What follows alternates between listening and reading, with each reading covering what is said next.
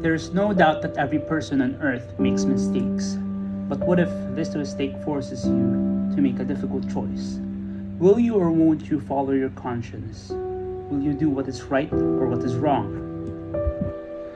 The number of crimes that have been reported on television over the years may have you wondering how someone could have committed these atrocities.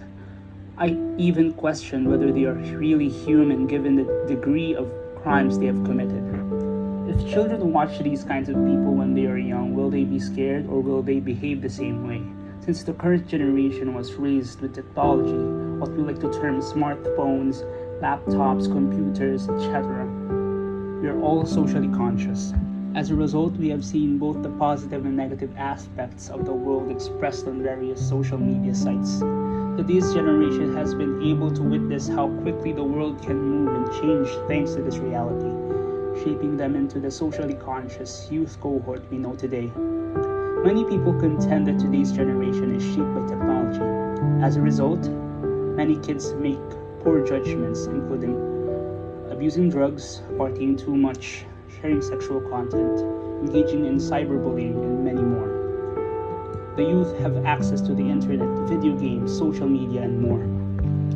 On top of that, cell phones give them instant access to almost anything they may want whenever they want it. The fact that modern technology is interactive and connects youth not just to friends and students around the world but also bullies and predators may be even more significant than the fact that TV is essentially a passive instrument. Technology has a yin and yang that is challenging for parents and educators to manage. Hence, many kids don't know how to break their bad habits. Some of them just give up and let them consume them, since in their eyes, that's what keeps them alive. That's what fun is. You might wonder then, what happened to their conscience? Do they have their parents in mind? Or how would they be seen by others?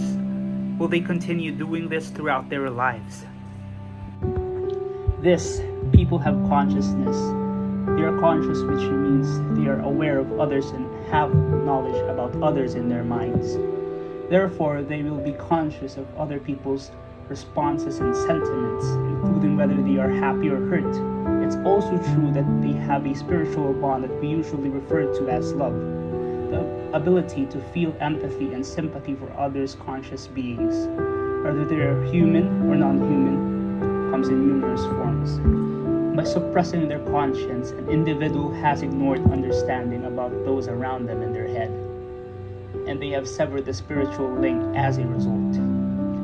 They therefore view and treat people as things, and they will indiscriminately harm or exploit people in order to fulfill their own egotistical needs. Conscience is the innate capacity of every healthy individual to understand what is right and wrong.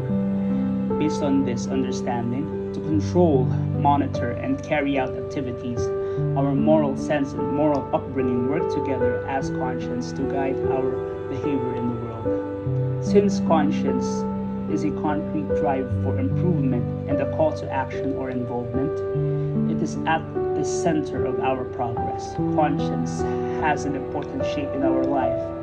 Conscience has a role of knowing ourselves and our surroundings, helps us make informed decisions.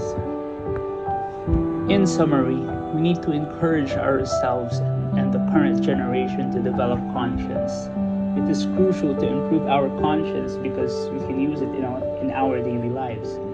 We must know our physical and mental well-being to improve ourselves. By being kind and respectful to other people is a sign of showing conscience. It takes only $0 to become a kind person. Will what I'm doing be beneficial to others as well as to myself? Become an outcome-based thinker. The act of anticipating the outcome of our actions will lead us to remorseless decisions. Trust the judgments and opinions you have regarding what is correct. Follow Jesus internally and externally to be guided by fruitful actions. Use properly the gift given by God, the inner sense of knowing what is right and wrong.